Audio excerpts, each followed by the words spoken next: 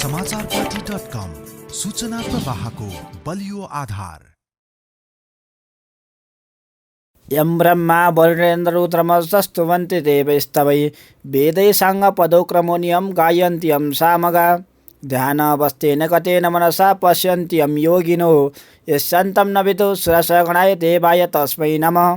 श्रीमच्चन्दन चतिचो जोलाबपो शुक्लाम्बरा मल्लिका मालालङ्कितकुण्डला प्रभृतिभूरि शोभिता सर्वज्ञाननिन्दान पुस्तकधरा रुद्राक्षमालाधरा वाग्देवी वदनां भुजे वसतु मे त्रैलोक्यमाता चिरं मुखं करोति वाचलं पङ्गुलं लङ्घयते गिरं यत्कृपाः वन्देव परमानन्दभावं नमो भगवते तस्मै व्यासाय मितेजसे यस्य प्रसादात् गच्छामि नारायणकथाम्यमं नारायणं नमस्कृतं नरो चैव नरोत्तमं देवीं सरस्वतीं व्यासं ततो जयमुदीरयत।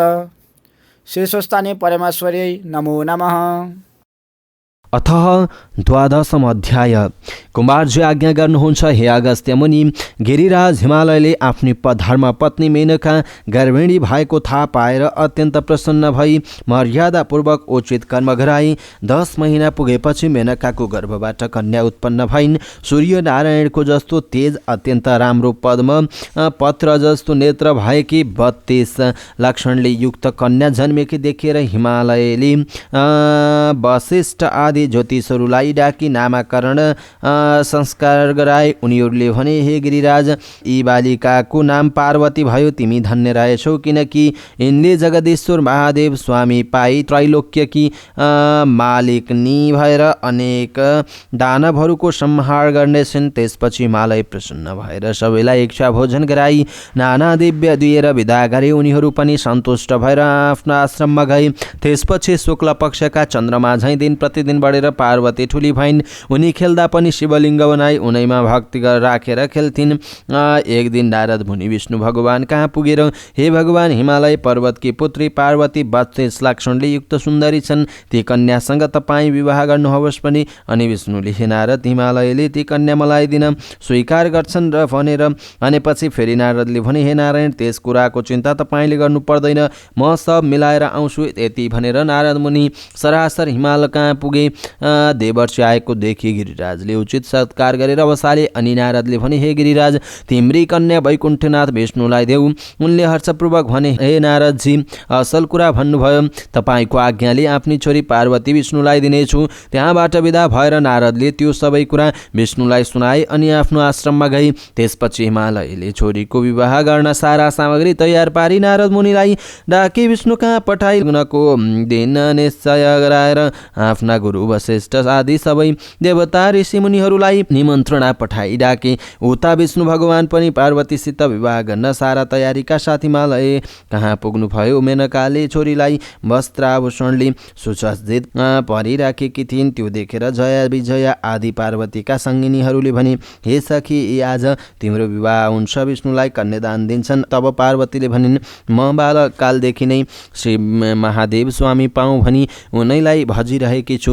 अब अरू कसैलाई दिए भने म हत्या गरेर मर्नेछु। सखीहरूले भने, हे पार्वती, त्यसो भए यहाँ बस्नु हुँदैन। तिमीलाई हामी कसैले नभेट्टाउने स्थानमा लगी लुकाइ आउँछौँ, चाँडै हिँड। यस्तो सखीहरूको सल्लाह मानी पार्वती उनीहरूका साथ लागि घरबाट निस्किन् र उनीहरूले पनि नदी तटको वनमा लगेर एकान्त स्थानमा लुकाइ आए। त्यसपछि हिमालयले कन्यादान दिन पार्वतीलाई ल्याउन भने, तर उनी घरमा थिएनन्। सबैतिर खोजे तर कहीँ पाउन सकेनन्। गिरिराज त्यो समाचारले आत्तिएर गुरु बृहस्पतिलाई सबै कुरा भनेर उनले भनेपछि बृहस्पतिले यस लग्नमा भएन भनी विष्णु आदि सबै देवतासित भने। अनि उनीहरू फर्केर आफ्नो आश्रममा गए।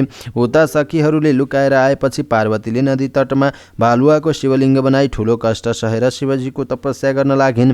त्यसै बेला प्रघोष दमघोष नाम गरेका 2 दैत्य आएर पार्वतीको सौन्दर्यमा मुग्ध भई नराम्रो चेष्टा गर्न लागि। पार्वतीले रिसले हेर्न साथ दुवै दाना भस्म भए। त्यसपछि त्यही बालुवाको शिवलिङ्गबाट महादेव स्वयं प्रकट भएर पार्वतीलाई आफ्नो दिव्य स्वरूपको दर्शन दिई आज्ञा भयो, हे शैलपुत्री, मेरो आराधना किन गरे कि तिम्रो के इच्छा छ भन। त्यसपछि पार्वतीले दण्डवत गरेर भनिन्, हे जगदीश्वर, म बाल्यकालदेखि हजुरलाई स्वामी रूपमा प्राप्त गरौँ भनेर चिन्तन गरिरहेको छु र मेरो पिताले विष्णुलाई दिन लाग्दा यहाँ लुकेर बसेकी हुँ। अब हजुर प्रसन्न भएर मेरो रक्षा गर्नुहोस्। त्यसपछि महादेवले आज्ञा गर्नुभयो, हे पार्वती, तिम्रा मातापिताले नदिई मैले स्त्री भन्नु हुँदैन, अतः तिमीलाई विष्णु आई जस्तो शिक्षा दिन्छन् उस्तै गर्नु अनि मलाई प्राप्त गर्नेछौ। यति भनी शिवजी अन्तर्ध्यान हुनुभयो अनि पार्वती घर गइन्। हिमालयले छोरी आएको देखेर रिसाई कहाँ गएकी थियौ भनी सोधे अनि पार्वतीले उत्तर दिइन्, हे पिता, मैले बाल अवस्थादेखि नै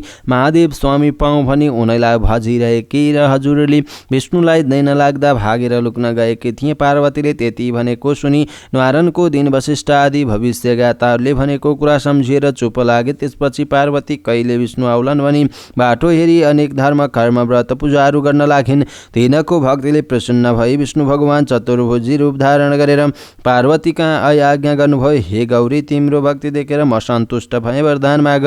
पार्वतीले विन्ती गरिन्, हे भगवान श्री महादेव स्वामी पाऊँ, यसबाहेक अरू कुनै पनि वरदान माग्ने इच्छा छैन। त्यो सुनि विष्णु भगवानले भन्नुभयो, हे पार्वती, संसारका सबै व्रतहरूमा उत्तम र थोरै परिश्रमले इच्छा पूर्ण हुने जुन व्रत छ त्यो म तिमीलाई भन्दछु, ध्यानपूर्वक सुन। पौष शुक्ल पूर्णिमाका दिनदेखि व्रत आरम्भ गर्नुपर्दछ।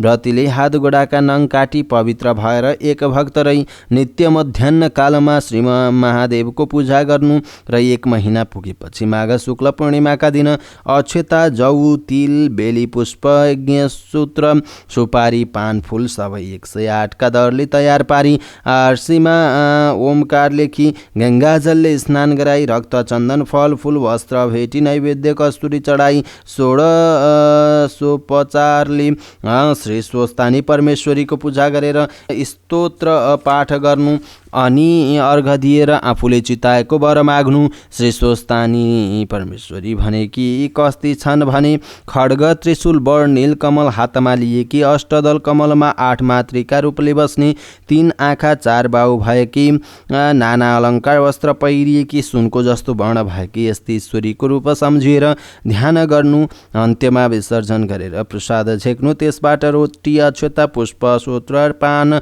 सुपारी सबै 8 का दरले सगुन समेत आफ्नो पतिलाई, पति नभए छोरालाई, छोरो नभए मेच छोरालाई दिनु। त्यो पनि नभए मेरो फलानु काममा सिद्ध होस् भनेर गङ्गामा लगी बगाउनु। 100 रोटी आफूले फलाहार गर्नु। रात्रिमा जागराम बस्नु। स्वस्तानी परमेश्वरीको कथा भन्नु तथा सुन्नु। त्यसै बेलामा महादेवले तिमीलाई दर्शन दिनुहुनेछ र तिम्रो भक्ति देखेर म प्रसन्न भएँ भन्नुहुनेछ। तिमीले जगदीश्वर महादेव स्वामी पाए। यस्तो वरदान दिएपछि पार्वतीले मनमा आनन्द मानी श्रद्धापूर्वक विष्णुको पूजा गरिन्। त्यसपछि विष्णु भगवान अन्तर्ध्यान भएर वैकुण्ठ पाल्नुभयो। जय जय श्री स्कन्द पुराणे केदारखण्डी माघमा आत्मकुमार अगस्त सम्वादी श्री स्वस्तानी परमेश्वर व्रत कथा स्वस्तानी व्रतोपदेशो नाम 12वाँ अध्याय। श्री स्वस्तानी माताको जय। हरि हरि हरि हरि। उपनयतु मङ्गलं व सकल जगल मङ्गलाय श्रीमान दिनकर्ण किरण बोधितन नवनलिन दल निवेक्षण कृष्ण काले वर्षन्तु पर्जन्य पृथ्वी शशशालिनी देशयं क्षुभरहितो ब्राह्मणा सन्तु निर्भया अपुत्रा पुत्रिणा सन्तु पुत्रिणा सन्तु पौत्रिणा निर्धना स्वधना सन्तु जीवन्तु शरतां शतं तत्रैव गङ्गा यमुना च तत्र गोदावरी सिन्धु सरस्वती च तीर्थानि सर्वाणि वसन्ति तत्र यथाच्युत द्वार कथा प्रसङ्गम् या कुन्देन्तु तुषारहारधवला या सुतपस्ताविता या वीणा वरदण्डमण्डितकरा या श्वेतपद्मासना या ब्रह्माच्युकशङ्कर प्रभृतिभिर्देवैः सदा वन्दिता सा मां पातु सरस्वती भगवती निःशेषजाड्यापः कायेन वाचा मनसीन्द्रियैः वा बुद्ध्यतमना वा प्रकृते स्वभावात् करोमि यद्यत् सकलं परस्मै नारायणायेति समर्पये तत्। श्री स्वस्तानी व्रतकथायां सम्पूर्णम्।